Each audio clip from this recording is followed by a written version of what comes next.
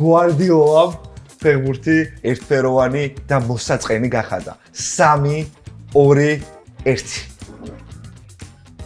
City-ის ფეხბურთს როცა უყურებ და როცა ვადევნებ თვალს, ჩემთვის მოსაწყენია. მგონია რომ რაღაც 11 მართლა რობოტი გამოყავს რაღაცა ისეთი AI-ით დაწერილი რაღაც დავალებებით, რომ თქვა რაღაცა Walkers ამ ზონის იქეთ არ შეუულია.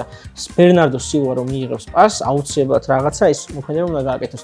De Bruyne მიუხედავად რომ ყველაზე შემოქმედი და ხატვარი მგონია მართლა ფეხბურთის, ეგეც კი მგონია რომ შეზღუდული იყოს რაღაც ჩარჩოებში ყავს და კითხვა იყო გვარდიოლამ გახადა ფეხბურთი ერთფეროვანი. ერთი არგუმენტიც არ გითხოვს. ერთფეროვანი როგორ არის ბარსელონას ის ფეხბურთი, რომელსაც გვარდიოლა ბარსელონას თამაშობდა, რომელსაც ბაიერნში თამაშობდა და რომელსაც სიტის თამაშობს.